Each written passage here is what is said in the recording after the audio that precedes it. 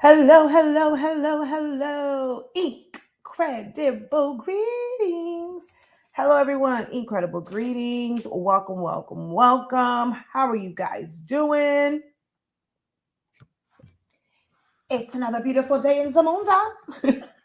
But no, it's a great day to learn more about Silhouette Studio. Y'all know I love this program, love coming and just sharing all of the goodness that is Silhouette Studio, especially for beginners. This is free, y'all. If you did not know, Silhouette Studio is free to use.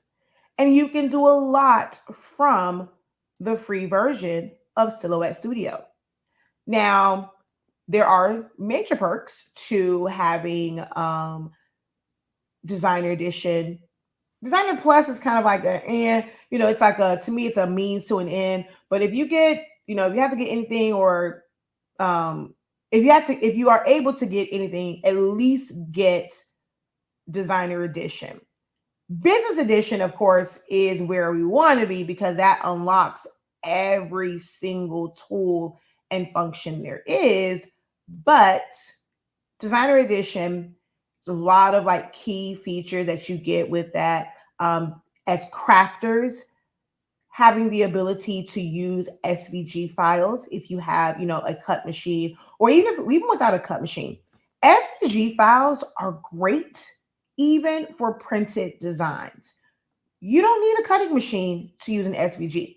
Like, so these are some of the things that I really, really, really want to focus on in like videos now is I think that people look at certain file types and they kind of get stuck in them and thinking that they have one use. Just getting caught up in, okay, it's an SVG and people will think SVG and they're going to think cut file, but that's not the case. Like you can have an SVG of, right now it's Teacher Appreciation Week, it's Nurse Appreciation Week, it's what else? Correctional Officer.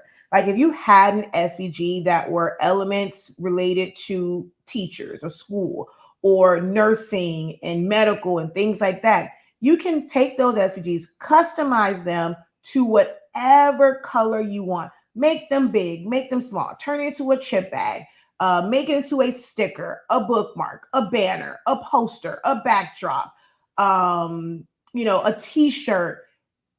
Never are you cutting this, but having this vector file will allow you to easily ungroup it or release the compound path on it and be able to change the colors to whatever your creativity, whatever your imagination desires. Okay.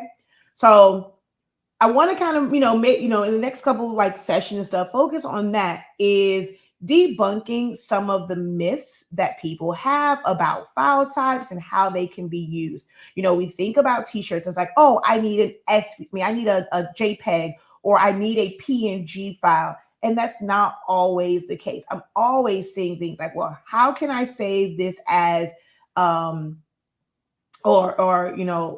saving this as a PNG, how do I get the right size? And sometimes it just needs to be a JPEG. Like they're stressing about having the ability to save as a PNG when you just need to be a JPEG. It just depends on how you plan to use it. That's going to determine what file format you need to save something in. All right.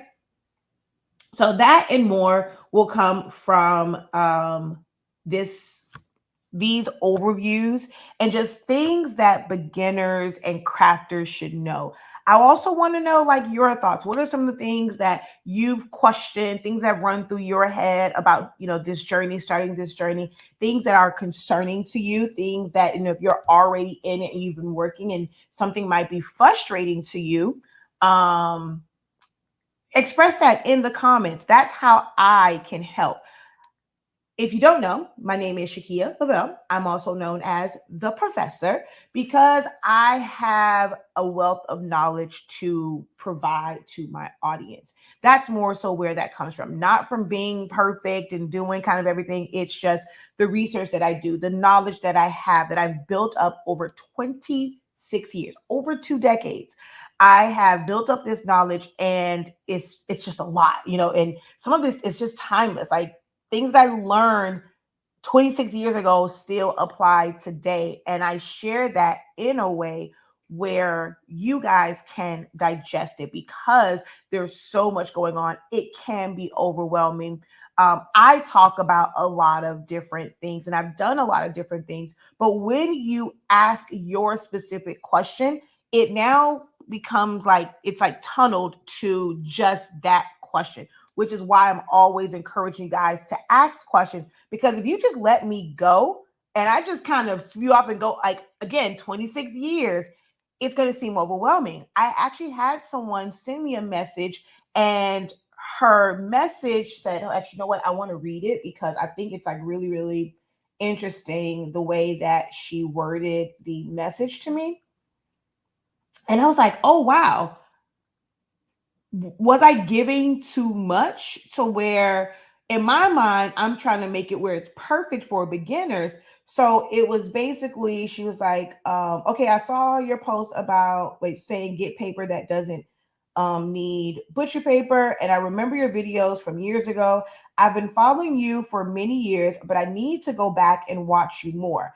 I was too, like the TOO, too beginner to gain all you have to offer, which is a plethora of knowledge. And I appreciate you. But it's like that kind of took me back a little bit because I had to question myself. Am I unrelatable to a true beginner? So for someone to say, I'm too beginner for your knowledge, when I'm trying to curate a platform, I want to make it where if this is your first day opening it, I want you to feel comfortable. I want you to feel welcome. I want you to be able to ask questions. I want you to be able to learn. And then for those who have been with me on this journey for almost a decade, 9 years, if you've been on this journey with me, I don't want you to be stuck, back in like the beginner stuff. Your skills should have elevated and grown. And I want to be able to nurture that, help you get to the next level of what you desire to do creatively.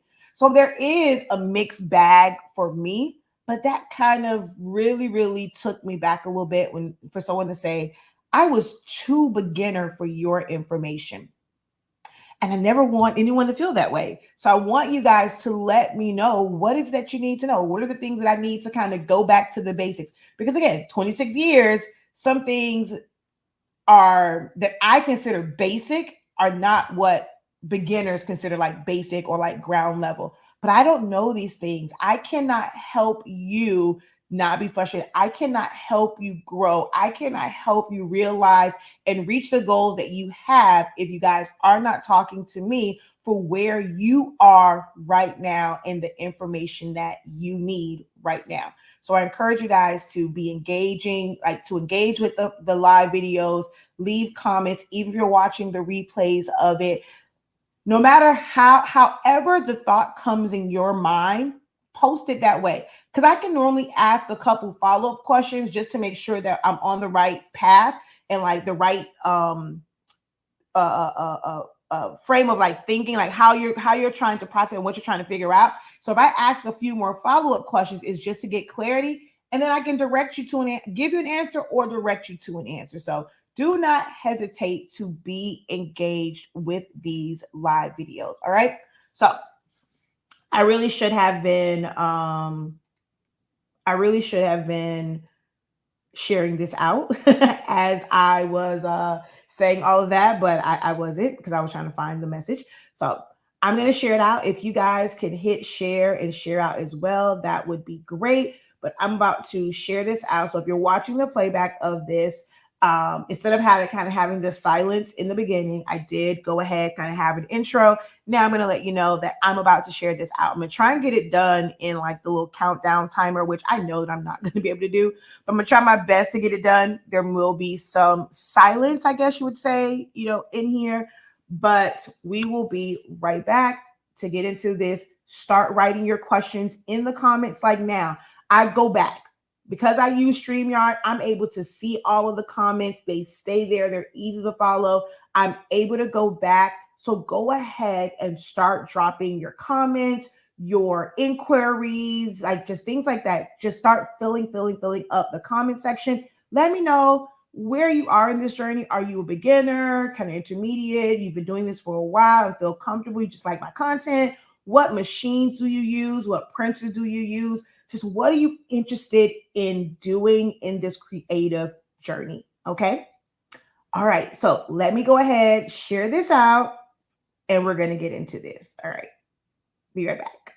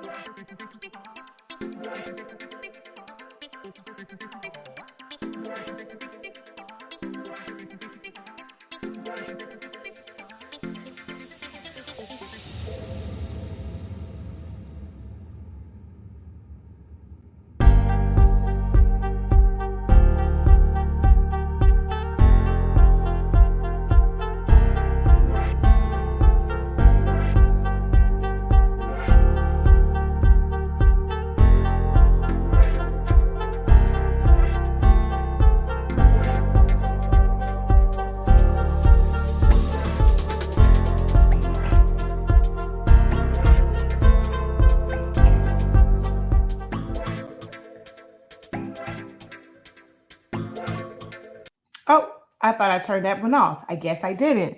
All right. So I didn't realize both were actually playing at the same time. All right, y'all. We are shared out. And we are ready to go. Can you guys let me know? There is no echo, right? Because I did mute the other one. Just want to make sure that there is no echo or anything like that going on right now. So just let me know, and we're going to get started, y'all. If you are just hopping on, we did kind of have like a little intro. I had to share it out. So if you're here due to a shared video, welcome, welcome, welcome. You can watch, catch the kind of the intro part of it, watching the playback of it. But my name is Shakia, the professor. Our company is HS Inc. 365. We are home to Honestly Speaking. This is where we carry our sublimation paper and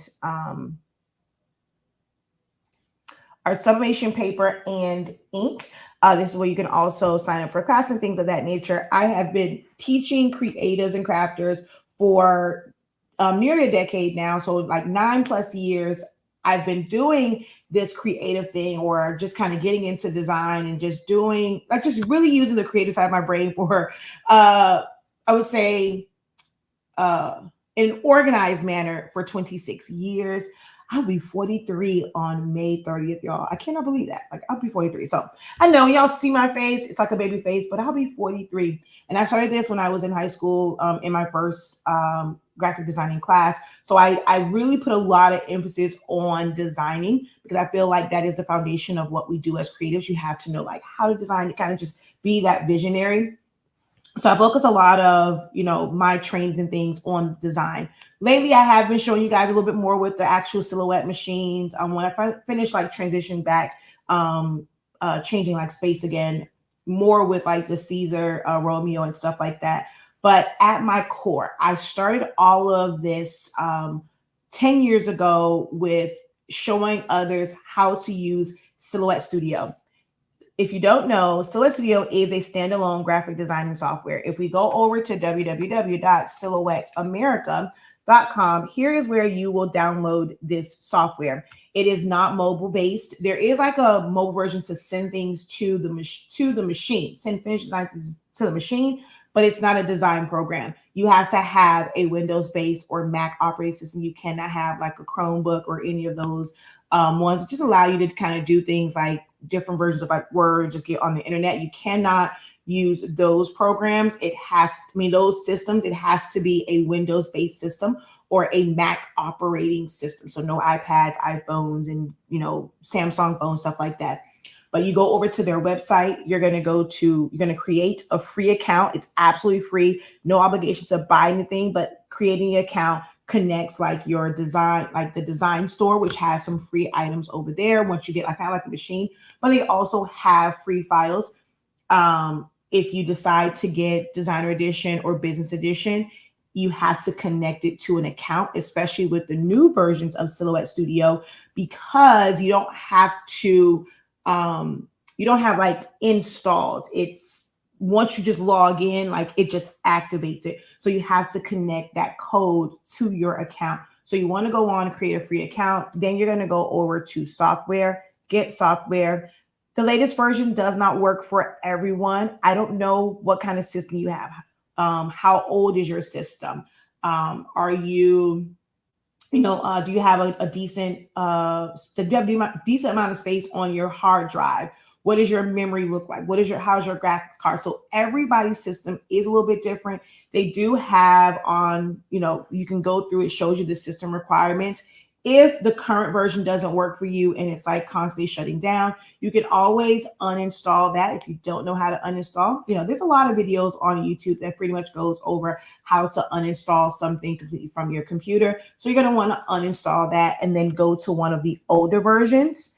So you can get there by going to learn more, and where it says legacy version. So you're going to go there. As you can see, they have a lot of their versions on here, even back down to version 3.6, which is actually one of my favorite versions. If you have a really old system, you can still design, you can still create amazing things, and have access to all the tracing and edit points and stuff like that. The only thing that you don't technically have direct access to with the old version 3 versions is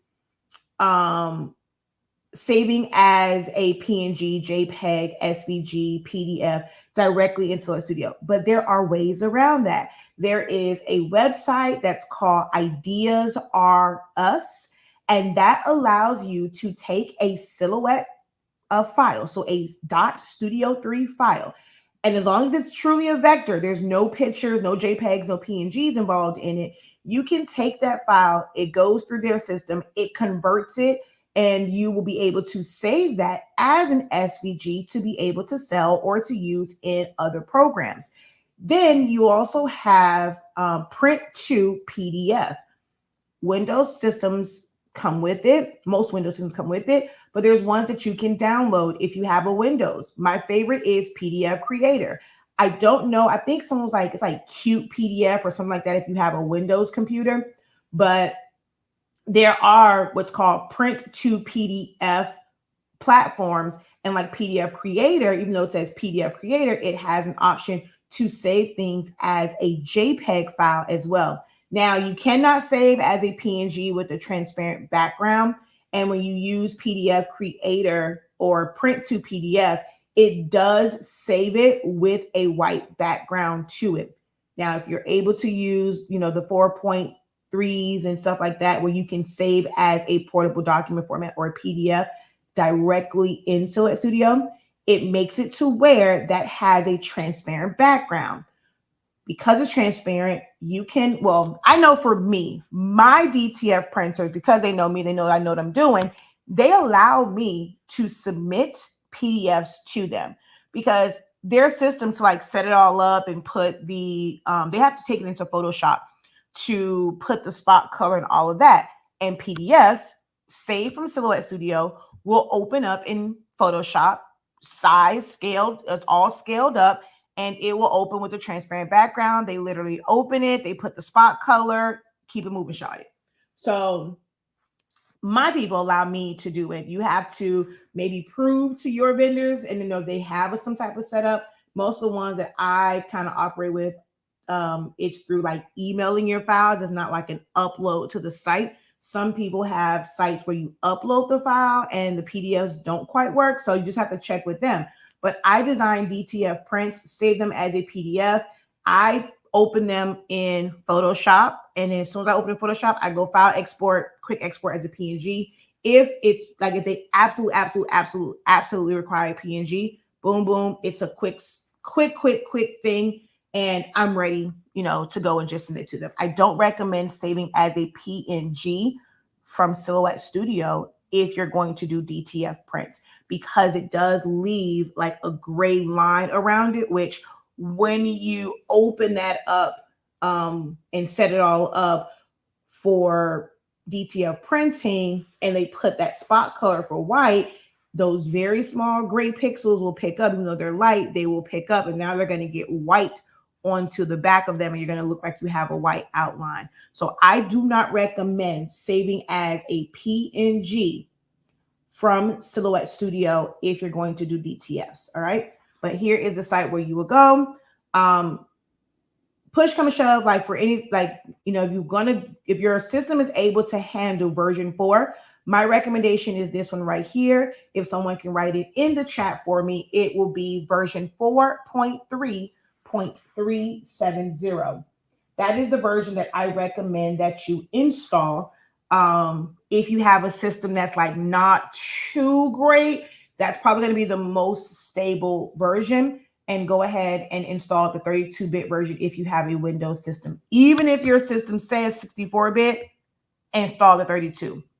Trust me, okay?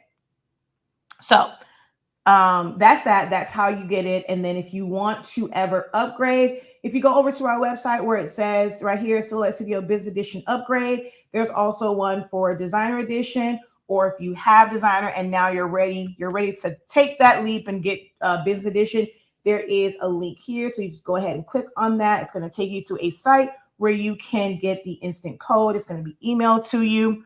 And you're just going to go back to Silhouette America, go into your account, go to license key, register that license key, and then you'll be able to activate it, in Silhouette Studio. So if you want to upgrade, just go ahead on over to our website, but there's also a link in the description of the video as well. All right. Oh, you are a Gemini as well. When's your birthday? I know. So I plan to do some in the evening, but my audience know, like, most time I go live like during the daytime,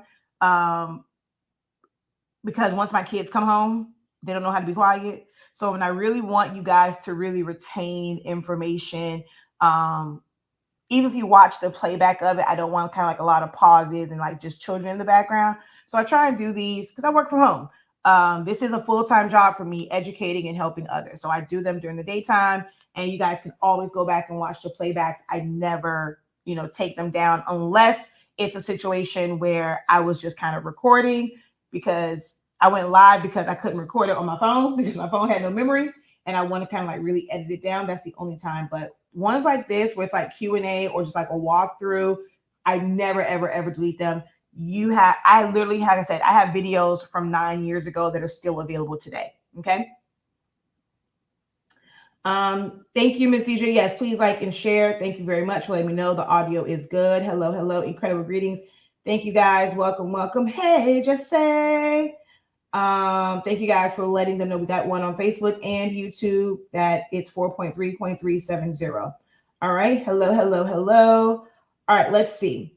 Caught you while I'm at the store. Do you have business version hacks help? I'm not sure what you mean by that. Business version hacks. First, let me say this. I know that it's popular to say hacks, and people feel like they're kind of getting over, and it's like, oh, wow, this is like something amazing. This is, to me, a hack is, it's not supposed to really be done this way. I figured out a workaround to be able to do this because it's not the traditional way. A lot of things that I see, it's like, these are not hacks. It's just that you didn't know this, but this is how this is done. It's just new to you. I feel like people use the word hacks when it's something new to them, but it's like, this is how this has always been done.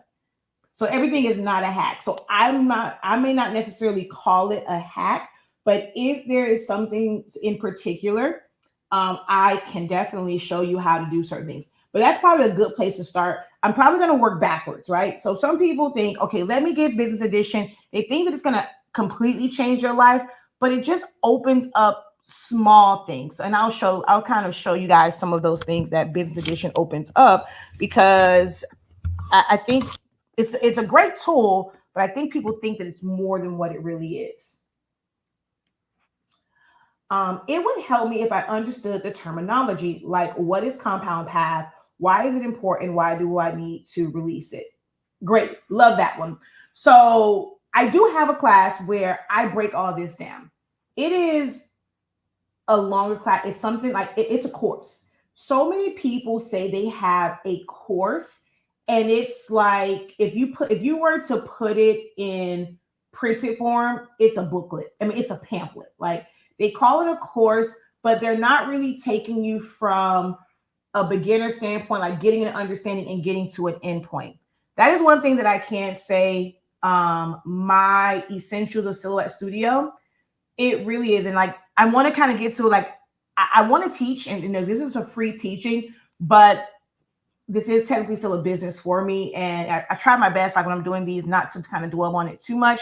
Hey, it's there, but I got to toot my own horn when it comes to this, because this is truly the definition of what a course is, because it takes you from just downloading the software. If this is your first time looking at it, the way I break it down, what are the features, the benefits, the upgrades, going over preferences. I think I talked about it in the first one I did of this overview, something as simple as the preferences and what happens after you do something. So if you are somebody who is new to this, you're designing, you make a rectangle, you make the rectangle, and then it keeps drawing rectangles, or it keeps making circles, it keeps erasing, whatever. That's a simple fix. But if no one has ever broken that down to you, like the benefits of having it set to continue or to continue to draw or to choose select or whatever, if no one's ever broken that down and they just figured it out and they're just kind of doing their videos and they're just going and making a rectangle and just going to the arrow, but you're doing it and you're like, okay, wait, you're going to start to blame yourself. It's going to be like, what am I doing wrong? It's not that you're doing something wrong. It's just you never knew that there was an additional setting there. The average person doesn't even go into the preferences. It's like, oh, I want to be able to create. I'm going to download this. I'm going straight to text. I'm going to put color to something. I'm going to bring in a JPEG, or I'm going to print something. Never going into the preferences. I made sure that that was at the beginning of our course, of our training. I go through 30 days. 25 of them is really getting an understanding of the software. And then we have days where I'm showing designs and just going through different things and like Q&As and stuff like that. So the first part of it, we did it for 30 days straight, right? And you get access to all those playbacks. Then in January, for the first quarter of the year, from January to March, we had 13 weeks, sessions and study hall sessions where we went back through all this information. I'm going to do it again in July. So you can sign up now, get kind of familiar with it. Come July, you'll be in the live class and be able to ask your question in real time. But I go through everything. And I went through all that because I can tell you what compound path is. But the second part of it is, why is it important? And why do I need to release because it's used in so many different designs, like how it's used in text, how you would use it to create intricate designs or just create, like it's all different, even down to adding a pattern to something. If you go to our design challenges, right? So these are $5. This one, is it this one? This is the tracing. Yeah. So if we go to like this one, when I was adding a pattern to his overalls, there's a certain way to put it in there to where it's all like it all matches, because the size of, let's say, like the straps is different than this part of his overalls. And then this part is separated. So those are 3 different sizes. So when you put that pattern in there, it's making it 3 different sizes. But if you make it a compound path and it sees it as one, that pattern now becomes the same size all the way around. And it's not like, it doesn't look like it's 2 different fabrics sewn together. But then when you're doing text, if you're doing like, if you are needing to remove the inside part, or if you want to, I mean, it's just so much to it. Like, it's compound path is not a one way thing. Like it's like a highway that has just twists and turns and ups and downs. And there's so many different design concepts that incorporate compound paths. So I can give you the general definition, but as far as when to use it, there's unlimited examples that I can give you, but you learn that over time as you're working through designs, whether you're working through designs with an instructor or you're working through it yourself and you're just playing around with the system, allowing yourself to mess up.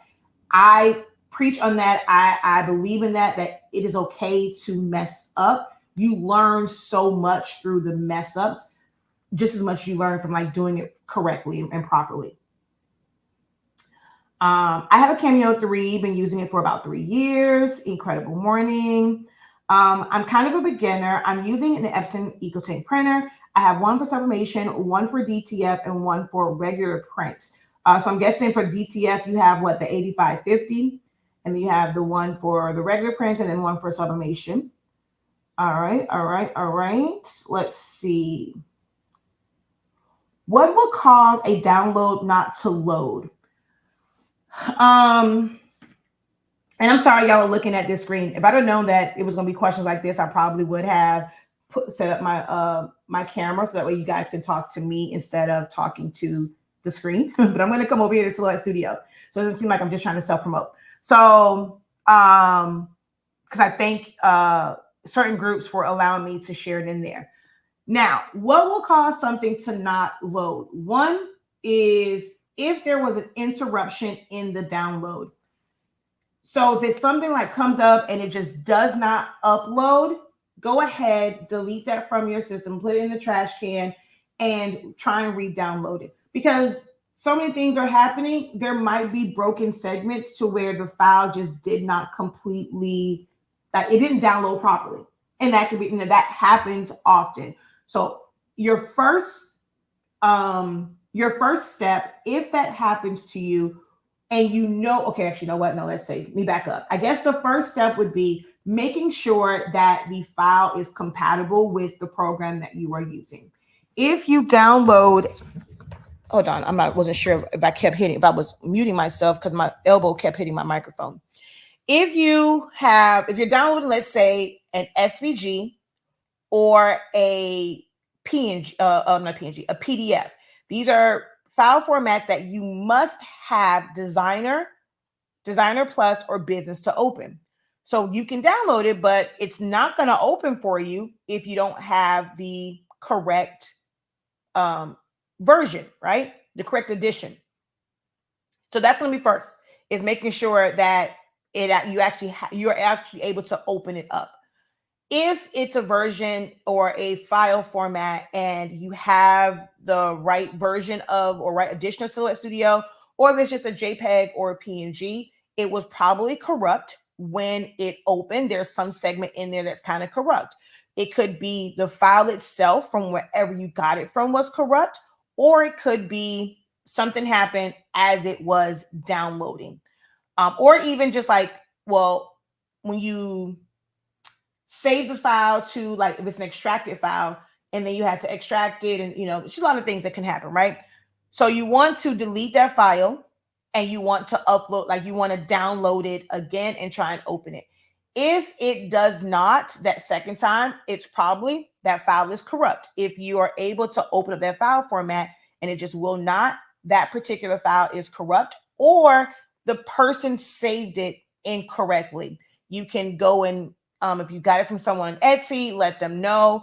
Also, I'm one where I come from a background of troubleshooting. Like my job in the Air Force was ground radio maintenance. We troubleshot and we fix the radios they use to talk to aircraft. I'm a troubleshooter. So there are certain things that I'm going to do.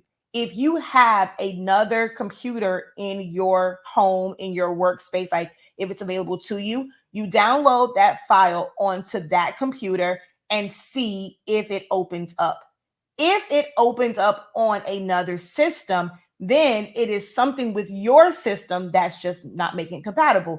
It might just be the web browser that you are downloading on. So if you were using Edge, try Chrome. If you were trying Chrome, try downloading it with Edge now. If you're on a Mac, if you use Safari, try using Firefox. Sometimes it is as simple as the web browser that you were using to download it. If you don't have another system, send it to a friend. I know that each one of us has somebody that we've met in groups. It's a creative person that we can communicate with. You communicate with them on the phone, just through Messenger. Send that file to someone, or go into one of these groups and say, hey, I have a file. It's not working for me. Can someone check this? Then if somebody responds, go ahead, share an inbox, share your email addresses, send it, and then have them see, like, hey, did it work for you? How did it open for you? Because I've had my students do that to me in classes. And when I open it, it opens up just fine. So you got to troubleshoot. And the only way to troubleshoot is to not continue to do it on your system, like that same one. You're never going to get anything different if it is something wrong with your system. Make sense?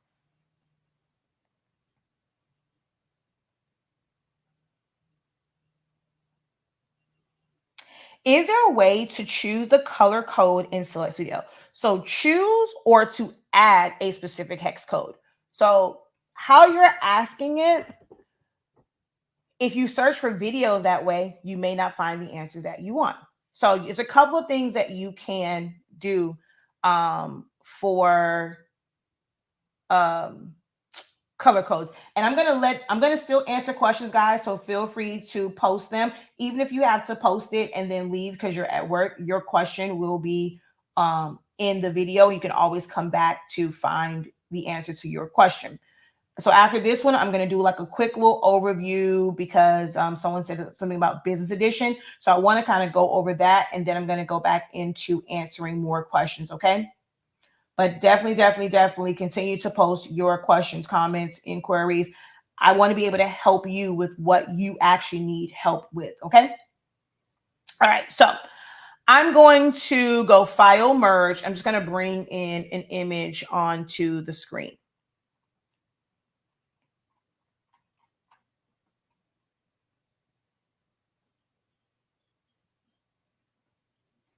All right, here, let's do Princess Tiana. I've been doing some things with Princess Tiana lately. Okay. And I'm going to go ahead and just make, you know what? Let's type out some text, right? So let's go learn with the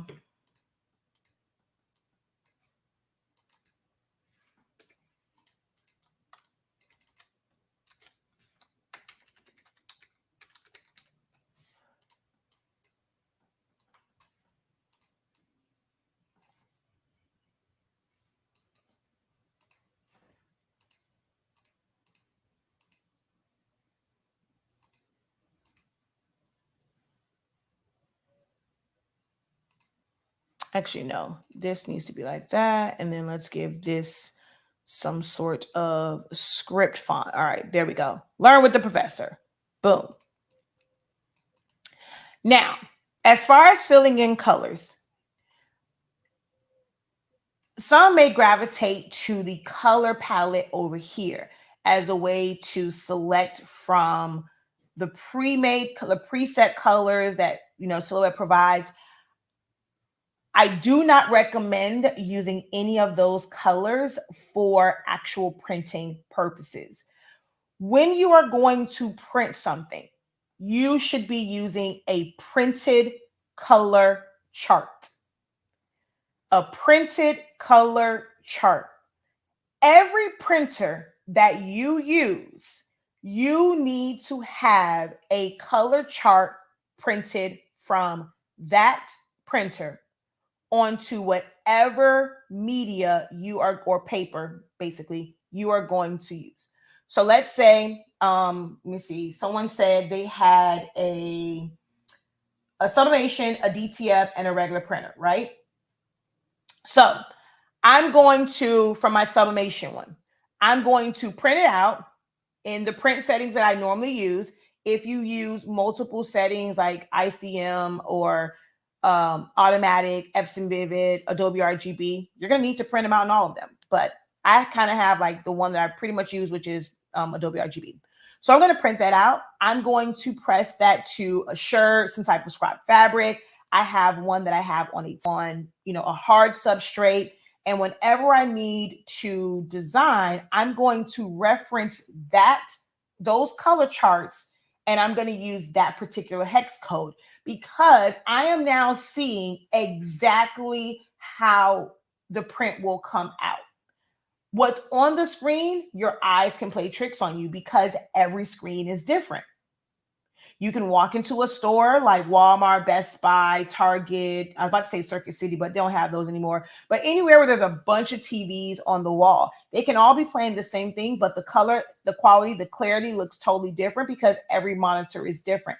My monitor might be different from the monitor that you have. My laptop monitors are different than my desktop monitors. They're all different. But what will remain true every single time is how that printer prints out and once it's subbed. So when you see it subbed, it doesn't matter what it looks like on the screen. It's going to print out and it's going to sub that color. From the regular printer, I will print it out on matte paper, on glossy paper, on sticker paper, on my satin paper, on my Jet Pro 3G, because they all look different. I just made a post. If you follow me, I'm always posting helpful things. I just made a post where I was showing the differences in colors on the print. I also made a post, like a quick video showing the color and like how the ink was scraping off. There is a lot of information. Like, I'm always trying to post. Like, whenever I see something, this is why I have so much paper and so many things around here. Because I'm like, oh, this would be a good lesson. This would be a good post. This would be a good, you know. So I'm always doing that. And from two different printers, same exact print, two different printers, they had different colors. So I have to print from both. Like, I have to know like how it prints from each printer because the colors are going to be different. This is what, last month for Zanimani's birthday, I showed his cake topper on regular paper and glossy paper, and the colors were different. So it is important to have a notebook, have something where all of these resources can live in one place. Get you a 3-ring binder, get you some sheet protectors, and put these things in this binder. That way you kind of like know, like get all of your color charts, put them on something that can fit inside this, and that way, you know, you'll be able to reference it. But everything is just different. Then like with DTF, I don't have a DTF printer in-house. I send my prints off. I have sent my color charts, and I will show you what my color charts look like.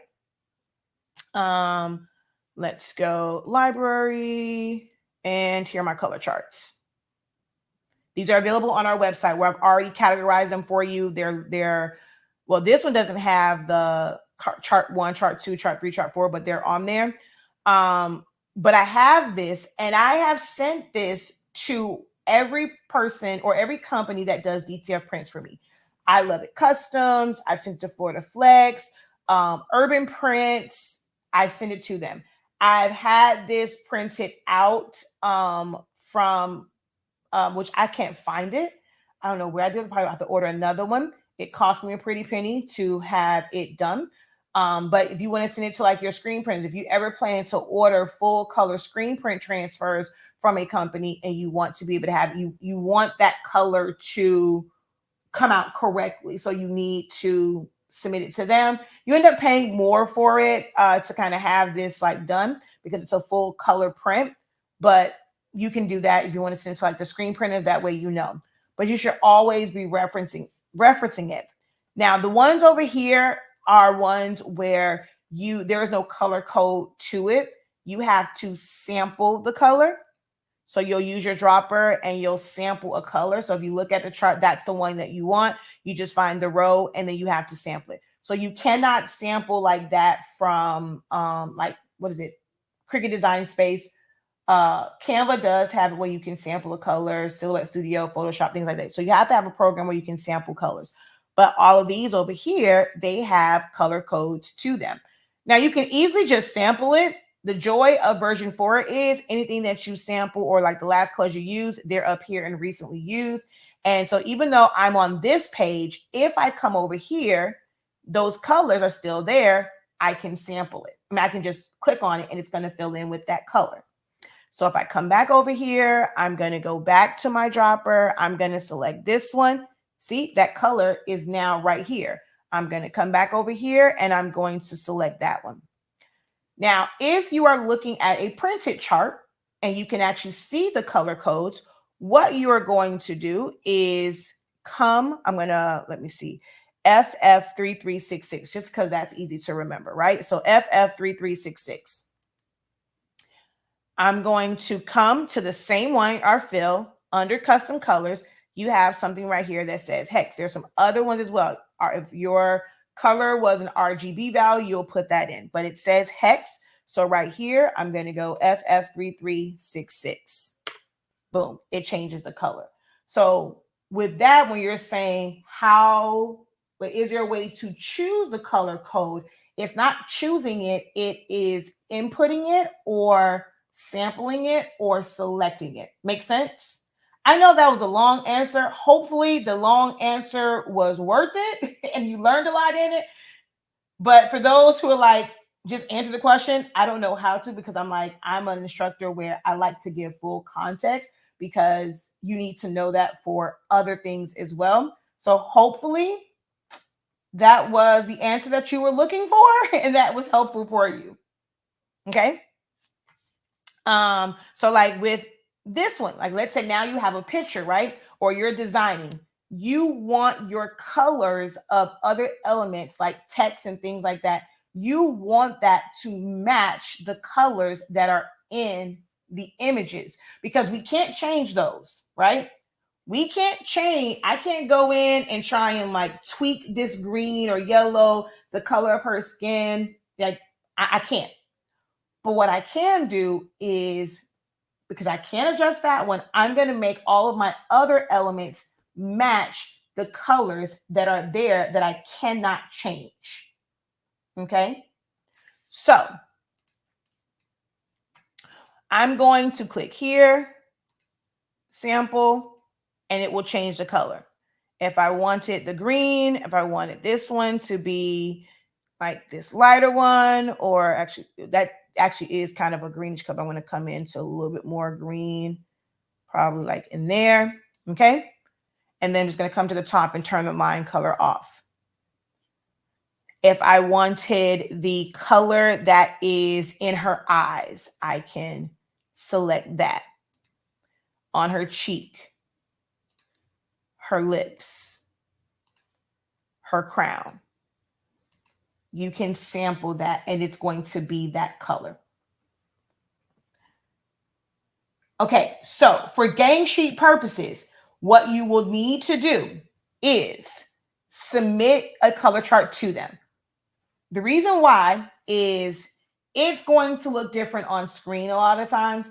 When it comes to DTF, they go into Photoshop and they don't use RGB. Silhouette Studio is going to show you colors in RGB format. But when they open it up in, what do people call them? In Photoshop, they're going to change it to CMYK. And that's going to change the colors. I'll show you an example of this. So I'm going to go, because I know like it drastically changed the color. Let me go to Huskies for PTA. Okay, now come on now. All right, so here is the PTA file. This is how it was designed, right? You see how bright that blue is. However, once it goes into Photoshop and it's turned into CMYK, this is what we end up with. So I'm going to come over here. I'm going to go File, Open. We're going to go to Home. Let's see. Did it open up here? All right. So we're going to go here, right? So now I'm going to go Image, Mode, CMYK. Okay. You see how that color changed? Do y'all see that? So I'm going to undo. See the blue? I'm going to redo CMYK. Those tones, especially things like blues and stuff, they will change. So you want to have it printed out from them. Your colors will look different. Now, again, if it's something like a JPEG or a PNG, something that you cannot change anyway, once they put it in CMYK, whatever those results are what the results are going to be. It's going to be important for you to have a disclaimer on your website, on your terms and conditions, whatever you're sending to your clients, that colors may vary slightly from the proof or mock-up submitted, especially if you're not like this, you're like, if you don't have like a detailed print that you're using, you know exactly how their colors come out. Your colors may vary, but you won't know the exact color to choose unless you have a color chart. And that's why it's important to have it printed out for DTF. And because you have a print, I think someone had a printer in-house. If you print out that color chart yourself, you know exactly how yours are going to print out, and you're going to know which color codes to use. Even if you're designing in Silhouette Studio, Silhouette Studio is going to look bright. But you know that no matter how it looks in Silhouette Studio, once you take it over to your program to print, it's going to be the right color.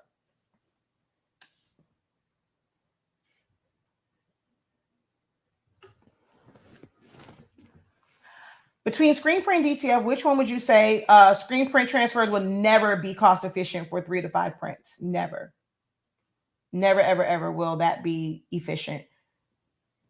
Screen print transfers, you need to be doing at least 20, 25 or more, especially if it's a single color. If you're doing multiple colors, it needs to be more than that to really be efficient, cost efficient.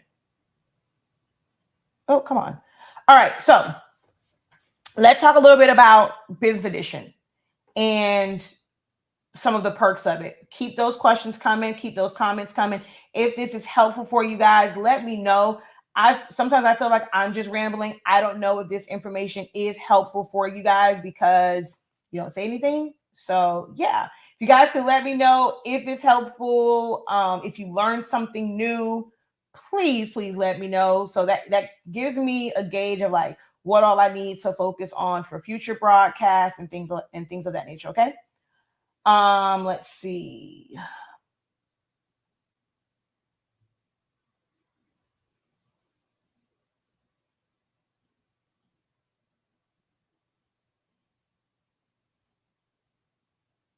Okay, so Business Edition. I'm going to go from Business Edition, which is where I'm at. I'm going to go View in Standard. And I just want you to take note of how some of the icons go away. I don't have as many here. I don't need the fly out. If we look up here, I don't have like my multiple undo, things like that. If I go into settings like the grid settings, you don't have a ruler in the free version. You don't have guidelines that you can pull down because, of course, there's no ruler. So you just see like show grid, snap to grid. You still have smart snapping. Nothing major changes. I mean, you only have the basic trace, but I only really use the basic trace anyway. Very rarely I use the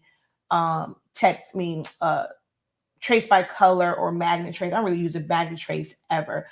But you can see your tracing. You just have like your basic standard tracing, which is what we use 83.65% of the time. Okay. Things like color doesn't change, line tools doesn't change. Now your image effects, that for the most part doesn't change. You still can change your hue, your saturation, your brightness, contrast. You can change your gamma. You can invert colors. You can do the sepia. You can change the tint. You just don't have shadows. You have access to offsetting. Your text or your fonts does not change. You just don't have the glyph guide. You would have to use your character map. If you wanted to put glyphs, you have to, use your character map, copy it, paste it in versus having it available right here. So you can still use your sketch. It's not as intensive, but you still have like the sketch option. You don't have rhinestone, stuff like that. You don't have crosshairs. You don't have center of rotation. That kind of throws a lot of people off who are going from the free version and then they finally get Business Edition and the center rotation comes up. It's a very helpful tool. It's annoying to some seeing that little bullseye in the middle, but it is a really, really helpful and useful tool. But you don't have access to that when you're in the free version. But you can't, like I said, you can still do a whole lot of. You still get access to the drawing tools and shapes. You have the eraser. Back in the day, you could not change. No, you can always change the eraser size if you have the free version. But the knife tool, you couldn't use deselect auto apply if you did not have the upgraded version. Now they made it to where I'm like, hello, that's a basic tool. Like that's a basic function. So you can now deselect auto apply, but you only have certain knives. Now, when you go up to the next one, which is Designer Edition, you're going to see we have a few more icons here. So you have the lasso tool. That is really helpful if you have a lot of stuff going on and being able to select certain parts, like certain things. You have like notes and stuff. You have the freehand. You have the properties dropper, one of my all-time favorites. You now have the rhinestone. You have warp. You don't have the cone warp, but you have like the regular warp. You have layers. That's always a fun one, even if you can't see a picture and you just have to click on it. I still use it to move things around easily.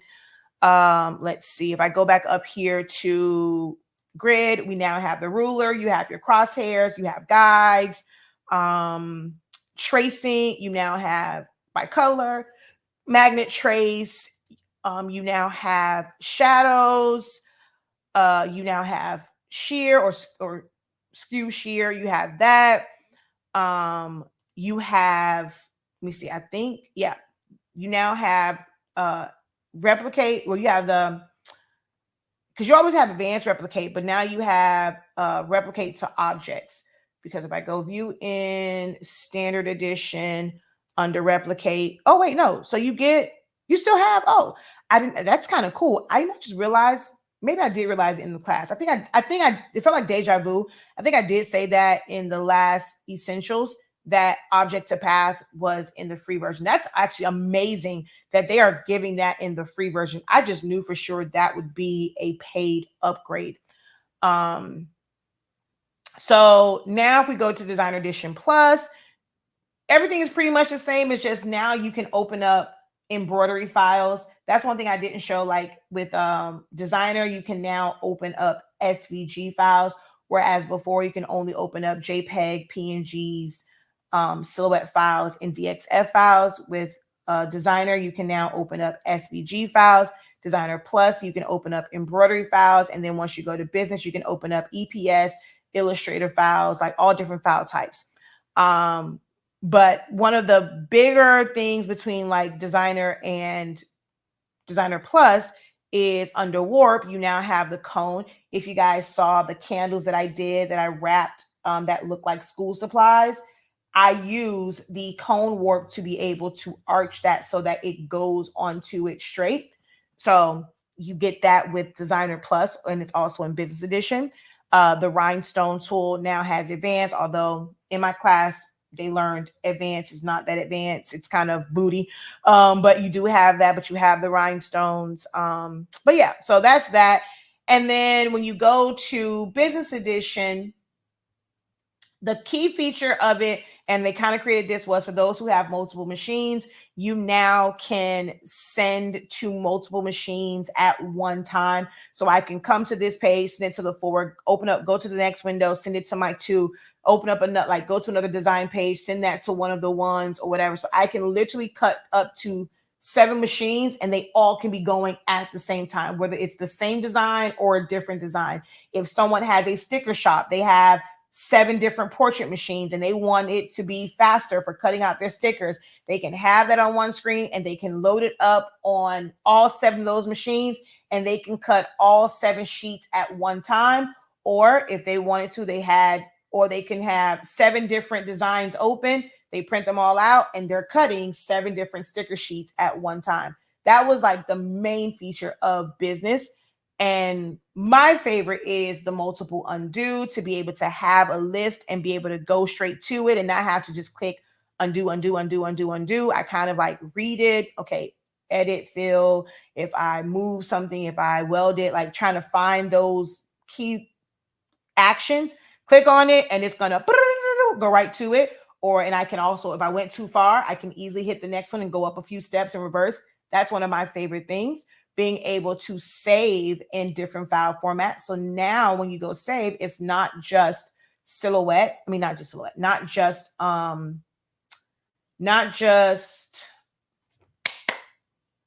Silhouette, or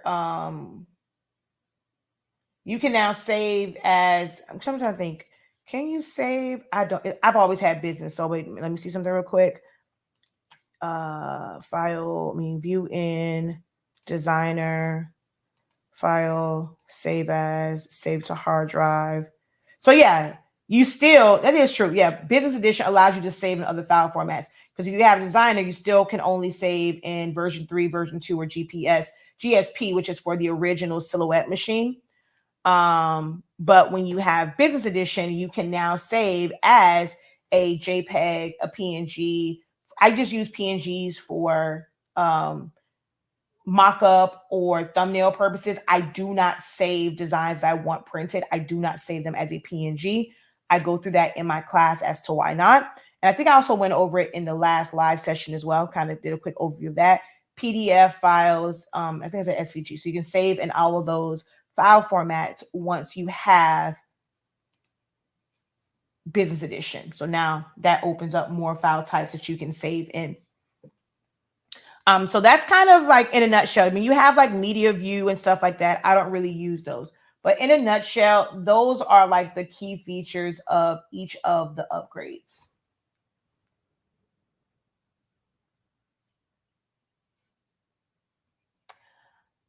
So with the color differences, if it's a PNG taken from Silhouette going to Photoshop, the colors will not change. As an RGB, no. But if you're changing the mode to CMYK, yes, it will. Incredible greetings. Hi, I'm new to you and like to say this is my third time catching you live and enjoy you sharing your knowledge. Can you explain what Compound Path is about? Thank you. Will you be having a new beginners class soon? So I said I'm going to go back to that one after I kind of talked about business edition.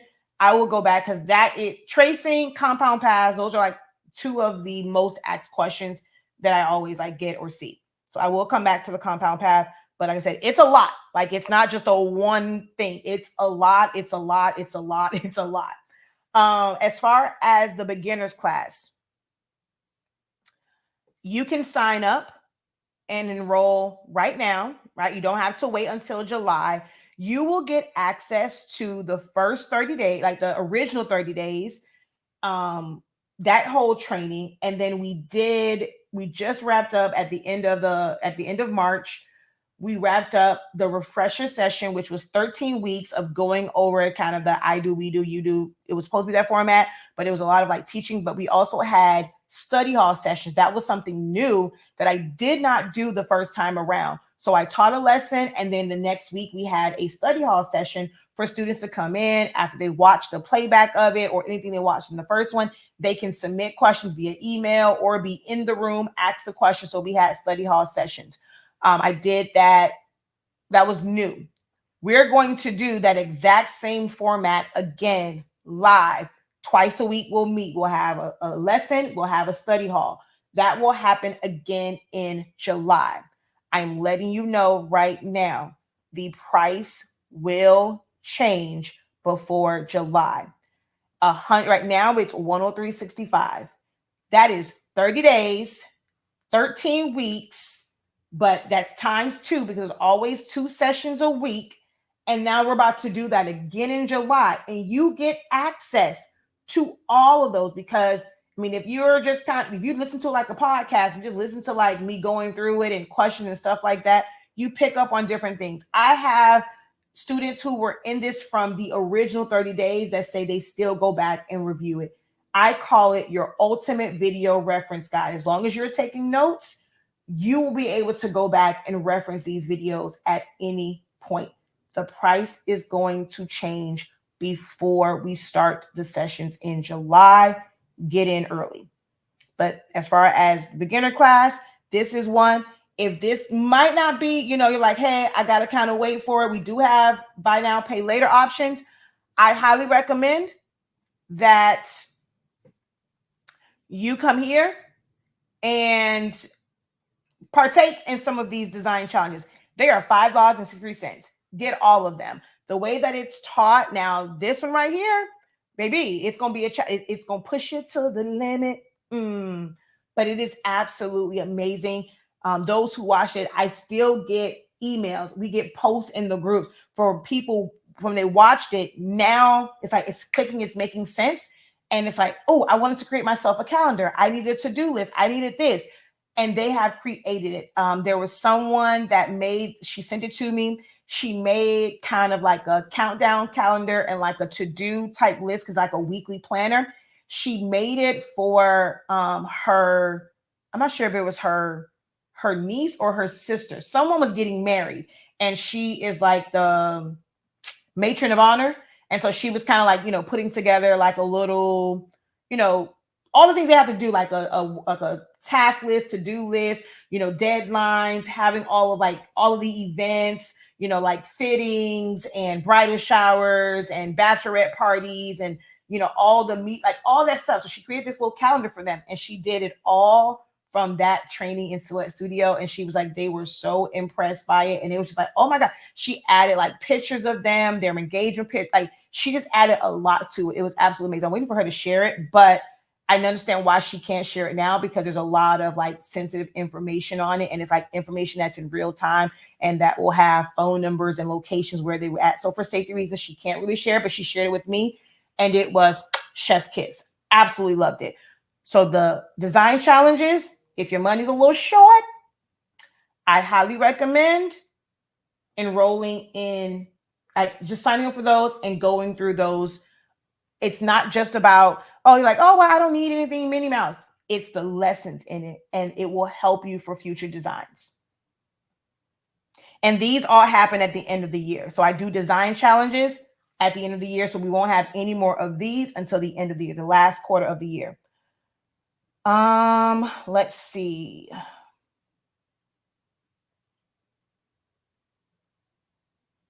Very great info. Good morning, everyone. I've had my Silhouette for 4 years and still have never used it. We got to change that. We got to change it. Even if you don't use the machine, don't sleep on the program. Don't sleep on the program. I'm telling you, it's amazing. I don't know if it, I'm gonna share with y'all this is the last design outside of the little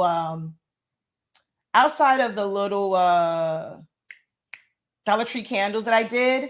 I'm gonna show y'all this Elsa grad cap topper for a kindergartner. Yes, it's time to get on it. So this was the stole, which I had to wait for more 50-inch stoles to kind of come in. Come on now. But where's the topper? Boom, there we go. Isn't she lovely? It's lovely, right? You can do all of it and everything, every element, the gradients, the shadows, the like making it pop, every element, other than, of course, I don't draw and didn't, create the Elsa and all that stuff, but every other element done in Silhouette Studio. She says, run to 365 Creative Academy and take the essentials to Silhouette. Well, you sign up for it on shop.hsc365.com. But yes, our website that it's hosted on is 365 Creative Academy. I know, but just don't have time to learn a new program. I go straight to Photoshop. I mean, if you know so if you know Photoshop, then you can just use Silhouette Studio as just hopefully you're using it like as a print and cut. So if you have the machine, I would hope that you're using the machine now. But okay, so you have a Cricut. So maybe that's what it is. You're saying you don't have time to learn a new one. You're using Photoshop. You're using Canva. Cricut is maybe your cut of choice, your cut machine of choice. But if you're doing bigger print and cuts, you want to do bigger print and cuts, then it would, benefit you to learn Silhouette Studio. Photoshop is a rasterized program, so it doesn't really translate for vector. Cut machines work off of vector, so you then end up having to trace. So if at the very least, if you're designing in Photoshop and Canva, you should know how to trace and detach to remove transparent pixels so that it's the correct size. You should learn how to, go in there and where the functions are to resize things, and then how to print. And if you're going to do print and cut, how to set up your registration marks. If you are just doing all of your text in Photoshop or Canva, you don't have to focus on that.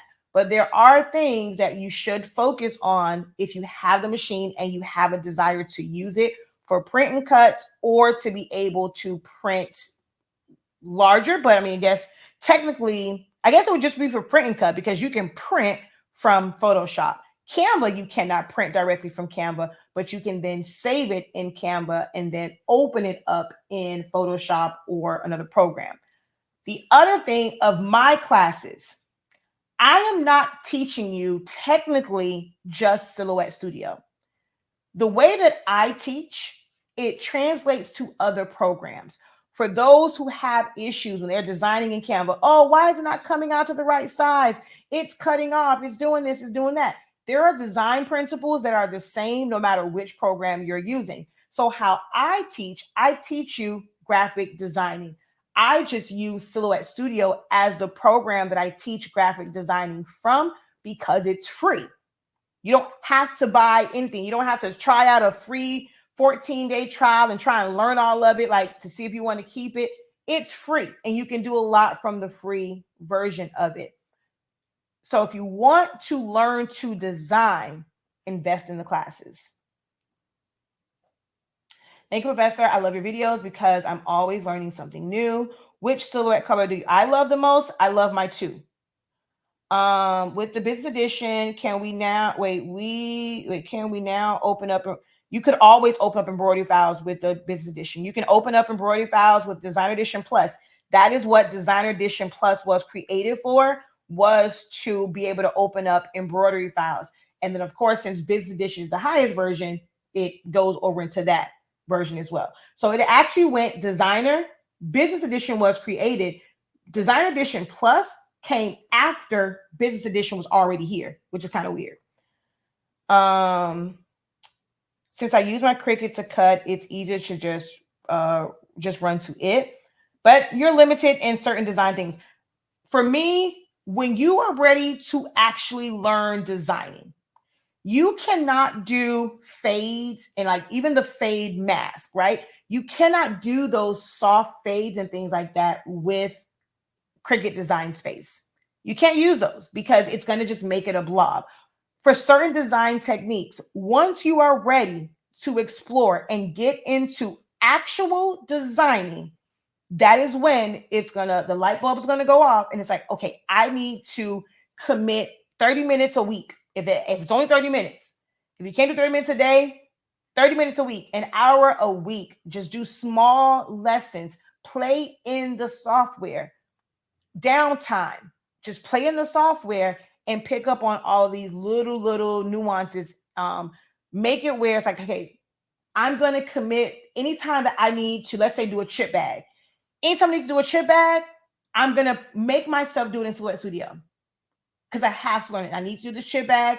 I'm going to do it. So even if you only use it for one thing, commit to utilizing the program for that one thing, and you'll see how fast you can pick up on it. Do we need to purchase the upcoming course if we have the older course to be? No, it's included. So our thing now is, instead of me creating new course after new course after new course, I'm just adding refreshers on. So if you've paid, like, so right now we are about to start Photoshop on May 21st. So if you have already enrolled in the Photoshop training from last year, 2 years ago, last year, one of those, whenever this was. So if you enrolled in this already, you don't have to pay anything else. You go to your dashboard and you're going to see the Zoom sessions for May 21st through June 15th. Okay.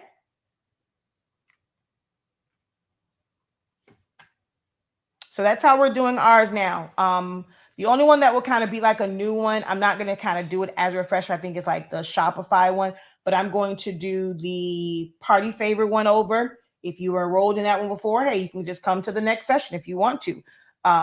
So I'm not creating anything new. We're just adding on to all the classes that we already have.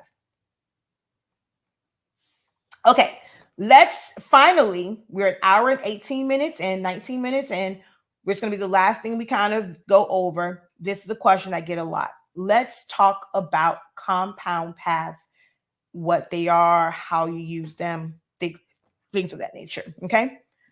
I'm going to, all right, we're going to make, I need a couple more comments, right? So I need y'all to help out the algorithm.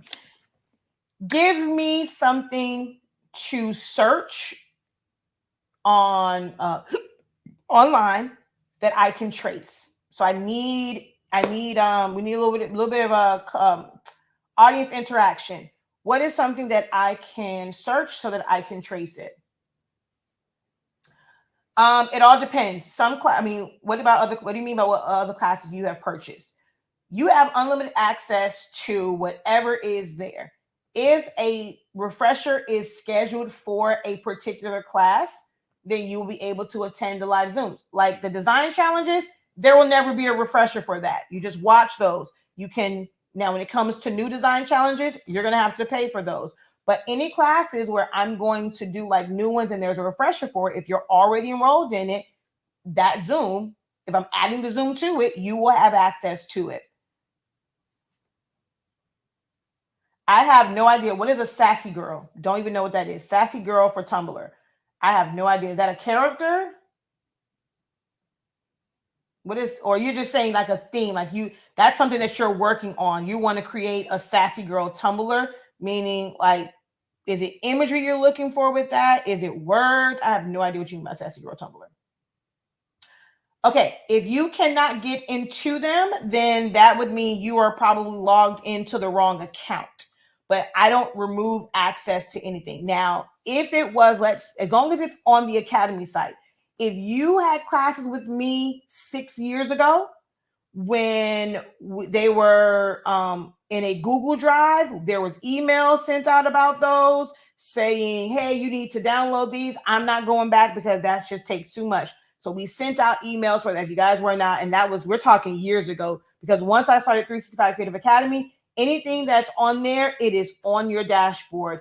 Some of you guys have 2 or 3 different email addresses because you couldn't remember which email you signed up on. So you go on to a new one. It's like, okay, no, now it's not there.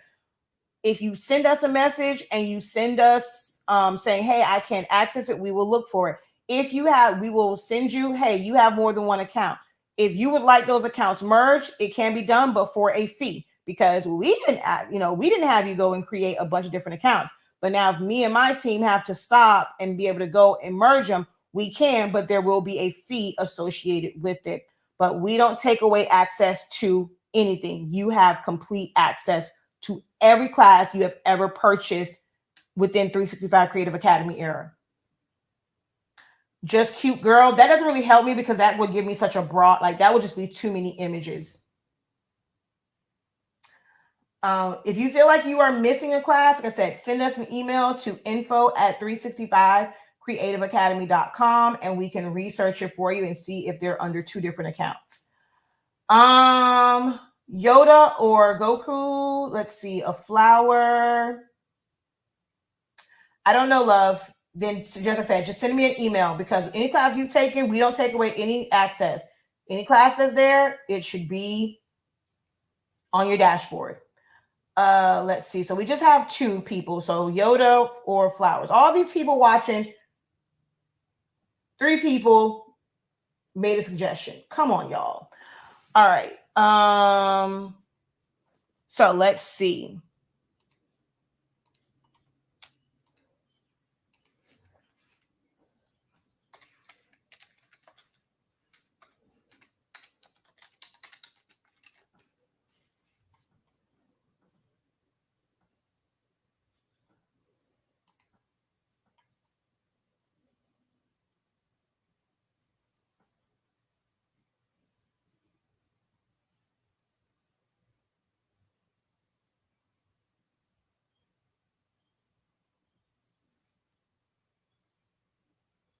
Which one do I want to do? Which one do I want to do?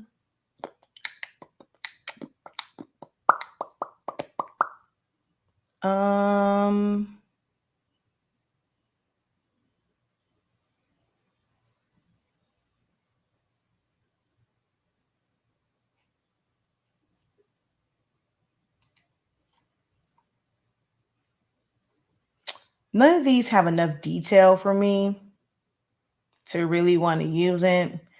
It's too dark on that one.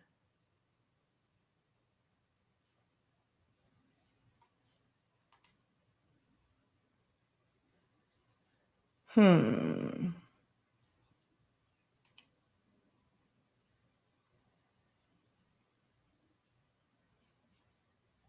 about to just do that one. Actually, let me see. If I don't do Baby Yoda, let me just see what's under Yoda. Ooh, okay, that's a different one. I like that one. Okay, let's go.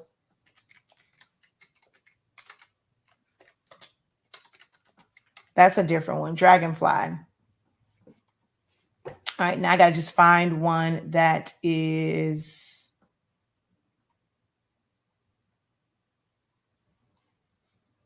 I can do that one. I saw one at the top. Ooh, that's pretty.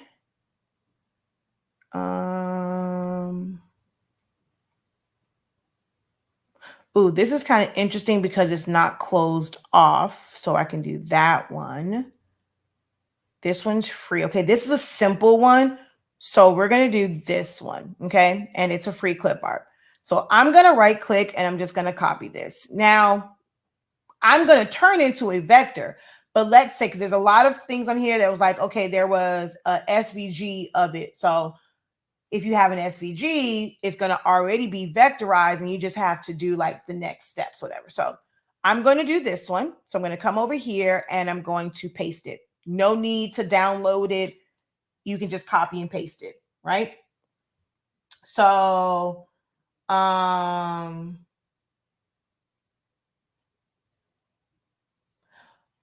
Bluey, haha. Excuse me. Okay, so we're going to go like this, right? And right now, I cannot go in here and change the colors.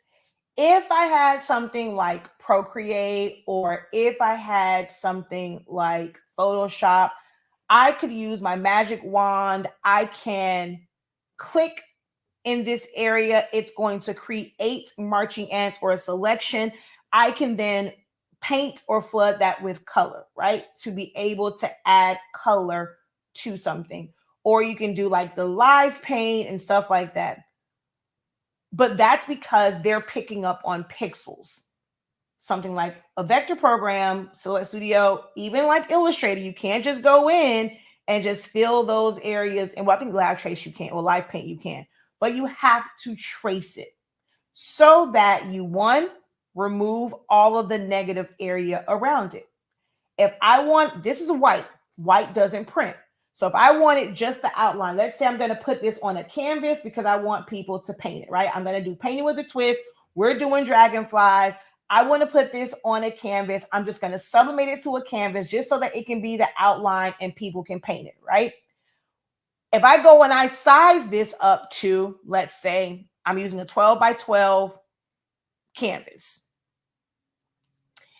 If I wanted my dragonfly to go all the way to the edges of that 12 inches, that's not going to happen because there's all this negative space above it. There's this space on the side here, and on the bottom. So even if I just wanted to print this, you would need to do a regular trace and detach. It's going to pick up on it. It's all black. There should be no gaps in it. Nothing that I need to do to this other than hit trace and detach. This will leave all of the white in the middle, but that's not going to print anyway. So I'm going to click on the outside. I'm going to delete. So this is going from 12.021 to where the actual dragonfly is only 9 inches. So sometimes people will go put it in and say, I'm designing at 12 inches. And it's like, why does it come out so small? I see this like literally every single day. There is at least 10 posts about like in any given group.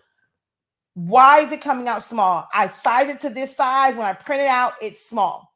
It's usually because they're looking at the original size, all that negative space. They made that 12, but once it actually prints out, the actual image is not 12 inches. It's only 9.494 by 10.279.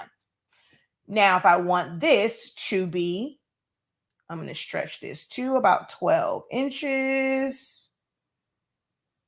I mean, I could type it in, but this is not really needed for anything. So 12 inches in height.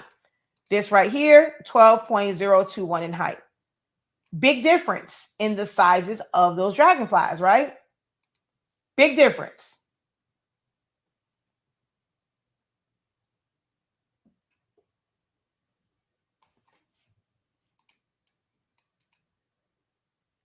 So doing the trace allows you to, at least trace and detach is like the regular size. Now, what if I wanted to fill this in with color? Whether it's this one or it's the one over here, I'm now going to put my box around it. This is all black. Now, when it's filled with colors and things like that, it can be a little bit different. There's different different things that you have to do for different images for tracing. My tracing day, there's probably about 30 different examples of tracing. I leave no stone unturned when it comes to tracing. Like every single scenario you can think of, I have included in the tracing day of essentials. Anybody that's taken it, they can attest to it. Every single scenario.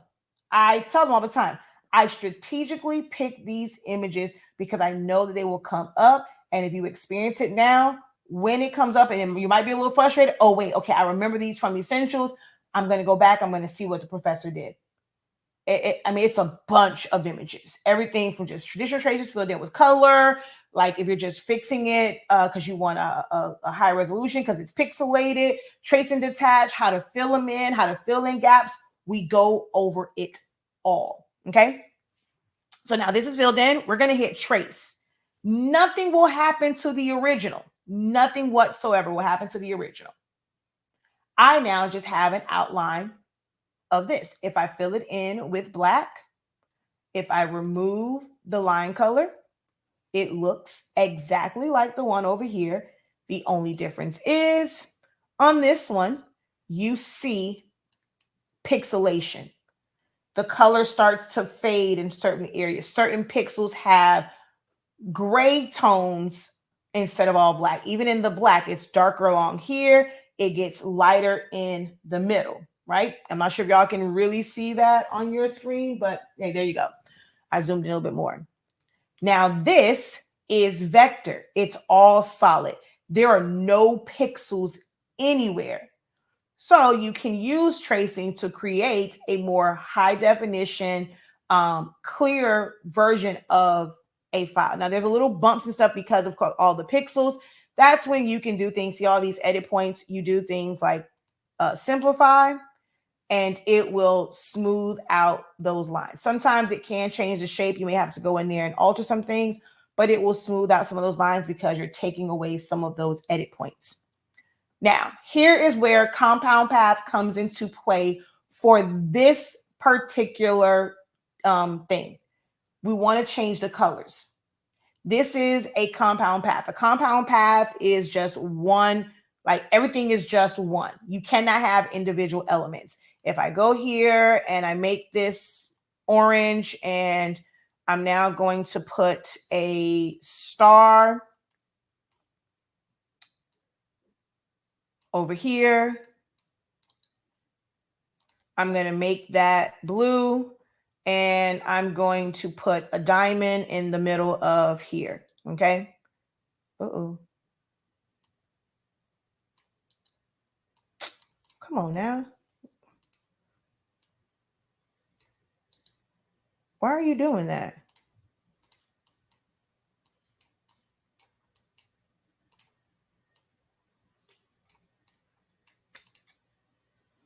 Okay, there we go. Convert to path. So it's a diamond, right? I'm going to make that a different color.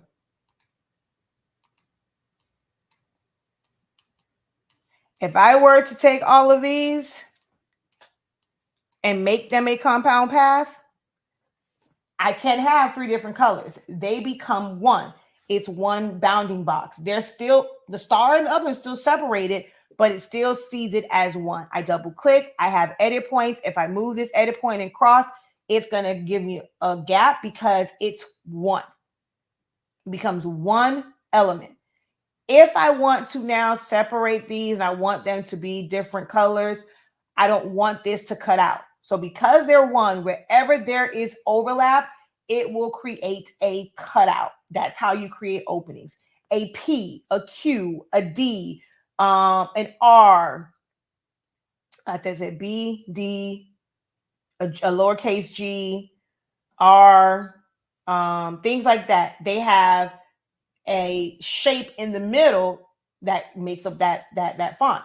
that is a compound path, like, because it's there and it's not a color that's there, it's an opening. So a compound path will subtract that away.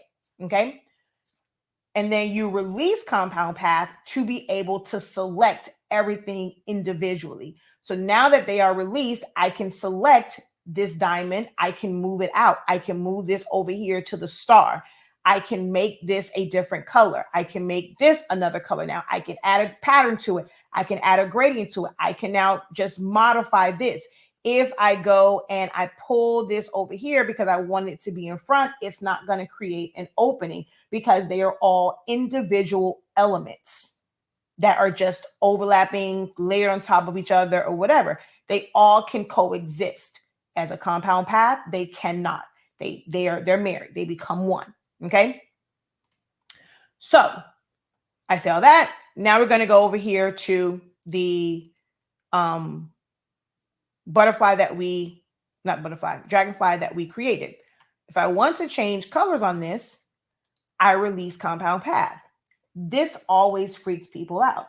So people say, oh, we'll make it a compound path. You'll be surprised at how one little thing, when someone says, you're following along in the video, you're doing your own thing, you watched my video, I told you to fill with color, turn the line color off, right? This is how we trace, because hey, yay, you traced, right? But that video may have stopped. I didn't go into like filling it in with color and this, that, and the third in that particular one. Or maybe somebody else, they showed you that one part and now you get to a different video. That person goes and they're like, okay, I'm going to trace it. I'm going to fill it with color. I'm going to reach compound path. But theirs doesn't look like a big blob because of one step. They still had line color on so that you can actually see the separation or see the beginning and end of each part, right? So you would think I did something wrong. You're going to keep tracing. You're going to do, hey, I mastered tracing. I traced it. I filled it in with color. I removed the line color. Yay, it looks like their image. I go to release compound path. What's happened? Why am I losing everything? You didn't lose it. You just missed a step in between the process of knowing if you just want to trace and you just want the outline because you're going to do just canvases. All you need to see, right? You're not going to modify it. But now modifying it and you have to release, you need to be able to see the individual colors. So you're going to put a line color on it. If you don't put a line color on it, it's okay, right? But you have had to have training to know, click off, click anywhere that would be like the background. Let's change that color. The moment we change that color, because they're separators, even without line color, I can see where the individual parts are. And now I can go in and change the colors. So both ways work. One way is not the right way or the wrong way. It's what level of knowledge do you have about how these things work? Am I making sense? Let me know if I'm making sense.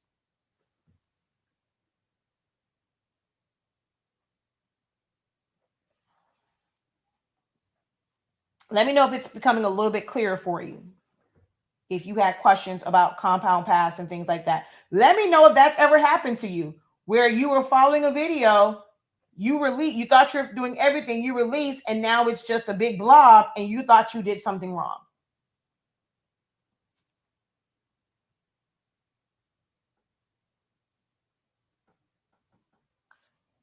In Essentials, it's a whole class called Edit Points. So if you're in Essentials, it's literally, the class is called Edit Points. It is labeled Edit Points.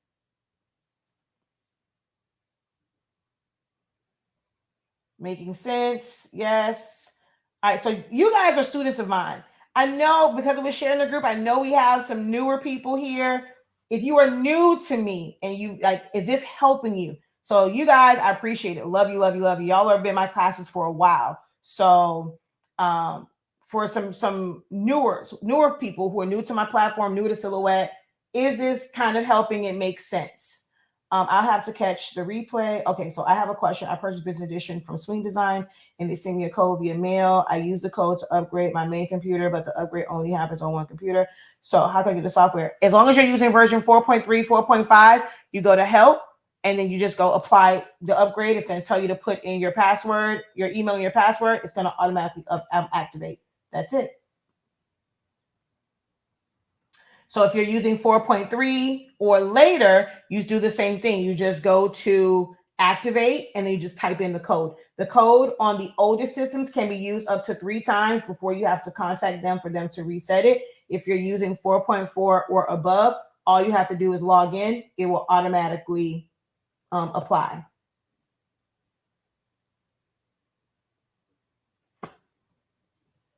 Jesse, you're not new here either.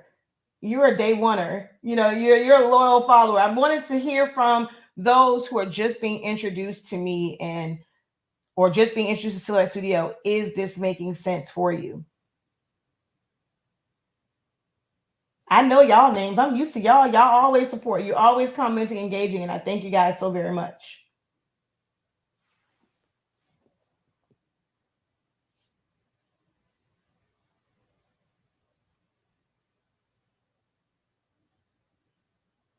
All right. So now this is where you would change out colors. So I can click here, hold down shift, and just make these the same color. We're going to change this one to something else. I'm going to change this to something else. And I actually forgot to group these as I was, that way if I want to change them again, I don't have to click on each individual one. I'm using keyboard shortcuts to change the colors.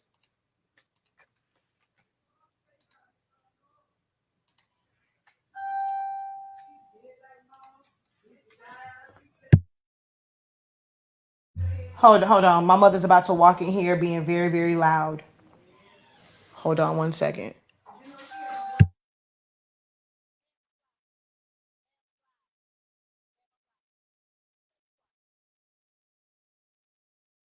Okay, so I heard her outside. I'm like, she about to come in here being very, very loud. Okay, so let's go green, I guess. I'm going to make all of these the same color. I'm going to make them a shade of brown.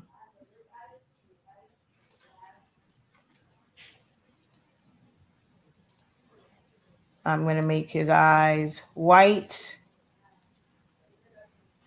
And I'm going to make this black.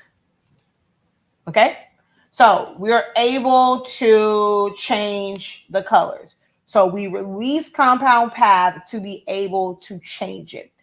If you purchased a design and it was all like, it was just different text and things like that, and they had it as a compound path, you would release it to be able to change the individual words. So if you got something that said, mothers are amazing, and they were different fonts, it had stars and hearts or whatever, and you now want to customize it, you have to release compound path unless you are enrolled in essentials. There is, now that one is kind of a hack. I only show that in that particular class to avoid, having everything kind of fill in. So let's say, well, first I'm going to weld this and then, okay. So let's say this was all a compound path, right? It came in, I purchased the file, everything was black, it's all one. If I want to change the colors to it, if I change it, I'm changing everything, right? I can't change it individually. Well, if you go release compound path, everything, you can now select everything, but you release all paths, which means you're also releasing the inner parts. If you wanted to make each letter individual, you can, for this, you can either make the whole thing a compound path. We now see the openings. These all can become one. I got time for this. Let me go on this side. These all can become one color, right? Or I can go in and each letter make it a compound path. You don't have to do the E, the F, the S, or anything like that because they're just single. Like there's no inner parts to it. Uh-oh, what happened with this?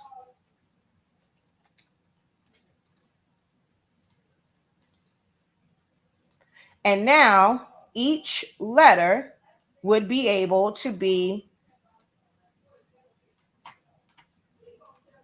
a different color.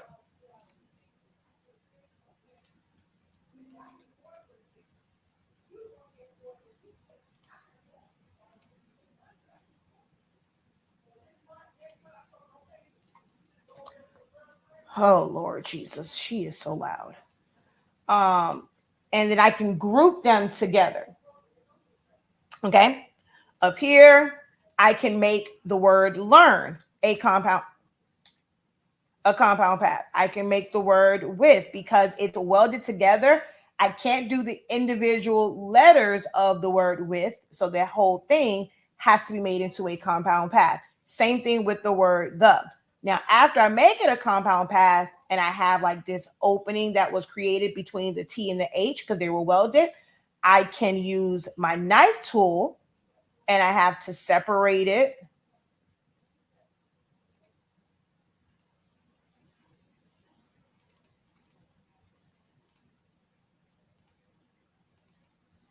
And now each letter is separate, but then I have to go in, use my edit points to delete points and clean it up, extend this out, round off my T, or just make it come up. So I would have to now go in and modify it. That's the only way. So I have to make it a compound path first so I can see the openings and know where to split it at. And then I can make them technically individual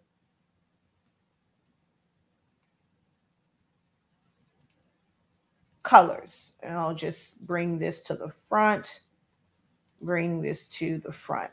Okay. So I would do that if I wanted to be a script, but have individual colors. But these things come with understanding design. That's not about understanding Silhouette Studio and just the tools and functions. You need to know, hey, if this is all like together, no matter what it is, these are the things that has to happen. I have to have the combo path. I have to separate. I have to edit it. Like that's learning design. And that's what I try to teach. Make sense? So that's just a little bit, like that's just scratching the surface of compound path and releasing compound path. And we're about to wrap up because we're almost at 2 hours. This is Olive. I was trying to make a rhinestone template and my images when I traced wasn't neat. The edges were very rigidity. How can that be fixed? If you're going to make a rhinestone, it doesn't even matter because once you apply the stones, those are going to be perfect circles. So if you're tracing it and you plan to actually make into a rhinestone design, the edges of it being rigidity doesn't even matter because it's just going to fill it in and those circles are going to be perfect circles regardless. But cleanup, it just depends. I can't say. You may need to find, it could have been just in how you traced it. Did you take your threshold up too much? Most people will go and just take it all the way up to 100 and not realizing they're picking up on pixels instead of bringing it down to where it's in the solid colors, the solid area, and it's not going to be jagged. So it could be how you traced it. It could be the image itself was horrible.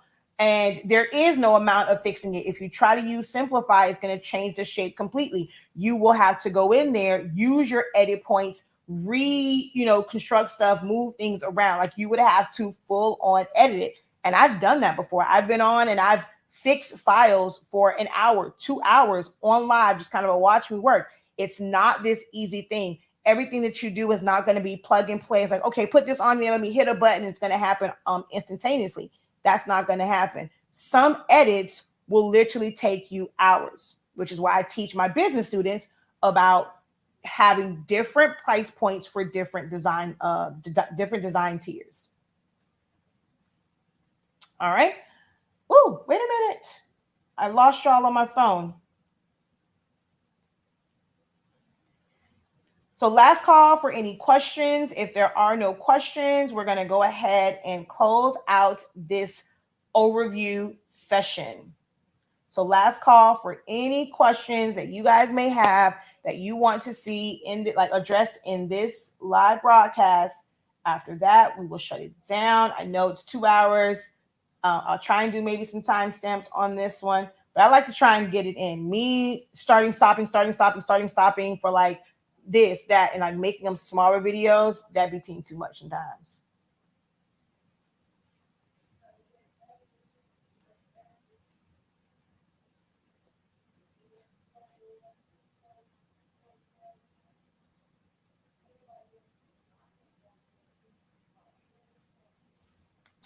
You are very welcome. This is what I have loved and enjoyed doing, and I've been doing it for nearly a decade, and hopefully, I have another decade in me. As long as there are people who need to learn, willing to learn, I pray that I'm able to do this for another decade. Thank you. Same to you.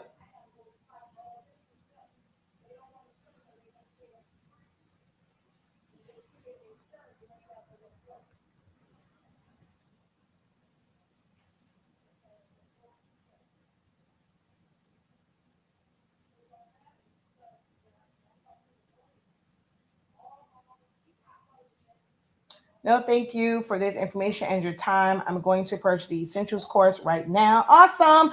We would love to have, I'm actually going to have, I did tell them I would try to do at least one refresher a month. I didn't get a chance to do it in April. April was a crazy month. I'm going to try and schedule one. I have to kind of mix it in. May is a very busy month. That's what you said, Mother's Day, wedding anniversary, MJ's birthday, my father-in-law's birthday. It's a lot going on in May. So yeah, I'm gonna try though. And then starting the 20th, Zanimani has to go in for not say a procedure, but his check next week. So I'm gonna be out for 2 days with that. Photoshop starts on the 21st. So, but I'm gonna try and get in a refresher, like a well, I say refresher, but like a study hall session, just a Q&A, kind of just check in with those who have work through essentials and have questions. But that one, you got to come with questions. I'm not okay. We'll sit there and just look at each other if there are no questions. Please plug the link for your printing services. Just email us info at 365 info at hsink365prints.com. We don't, there's no link for necessarily for the printing services like on there outside of like if you already created a design, you just need for us to like print something like from my Roland, you just have to email us and we'll do it that way. We don't have a website for that. So info at hsink365 prints with an S on the end.com is where you would send that inquiry to, and we will, get that sort of information and send you over an invoice.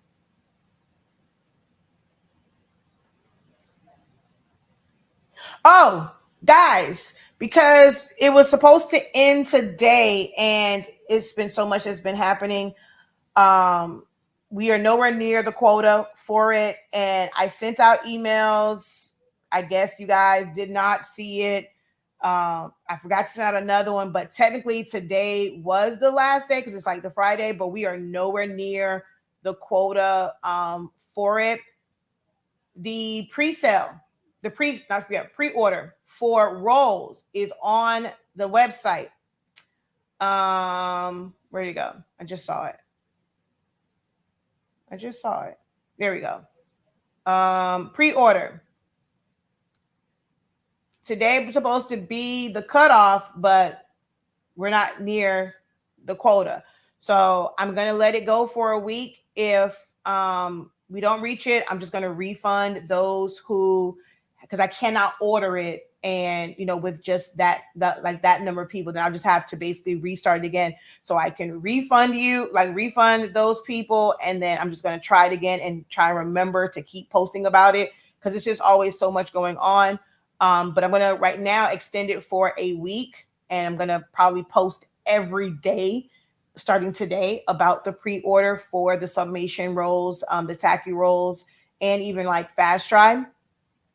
So this is pre-order, and it was supposed to be 8 to 10 weeks after the cutoff because it has to be produced and then it has to be shipped. We do sea freight. We don't do air freight. It's way too expensive for air freight. So it has to travel. It takes 32 days from China to the port of Miami. So that's why it's such a long time, but that's why it's also a pre-order. Once it's here, of course, the cost of it goes up.